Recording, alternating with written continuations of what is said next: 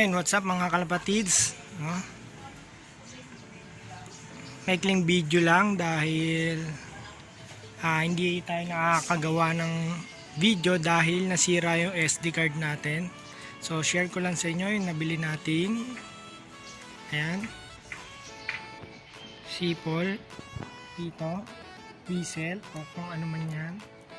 Ayan, nabili natin siya. Ayaw mag-focus.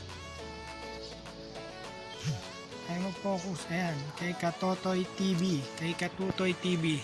So ayun yung napakaganda ng tunog.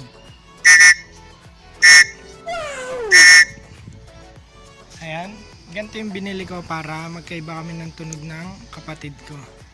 So kung gusto nyong kumuha nito, chat nyo lang si Katutoy TV. Ayan, medyo hindi pa sila sanay sa aking bagong sipol. Ayan yung mga kalapatid natin. Ito isa na lang yung hindi pumapasok. Nagparonda kasi ako kanina.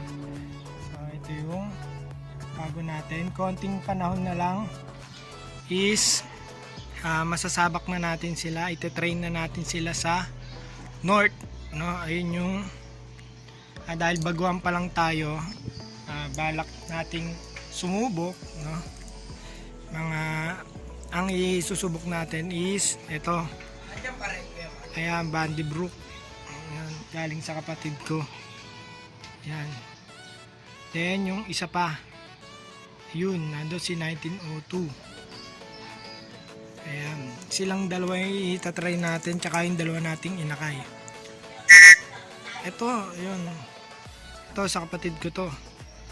Sobrang ayaw kasi pumasok na itong barako. May itlog yan eh. Siguro nagliliwaliw. So ayun, maikling video lang dahil wala tayong SD card, no? Sana sa mga susunod na araw makabili na ako para makagawa ulit tayo ng video, no? Please subscribe sa aking YouTube channel. I-update ko kayo sa mga bagong kalapate. Marami na tayong bagong kalapate sa susunod na video. Meron rin tayong nakapagpagawa na tayo ng personal ring. May itlog na yung mga kalapati natin. Hindi pa nang itlog pala yung kalapati natin, din tinapon natin dahil binigyan ako ng itlog ng kapatid ko, yung may linyada, yung mga napauwi niya na ng malayo, kaya pinayaya na lang natin doon. Tapos may mga bago akong breeder, kaya marami na akong pliers kasi yung mga breeder ko pinaparonda ko na, bala na silang mawala, pero batcher na sila, kaya ayun, ang dami ko ng pliers. So ayun lang mga kalapatids, bye.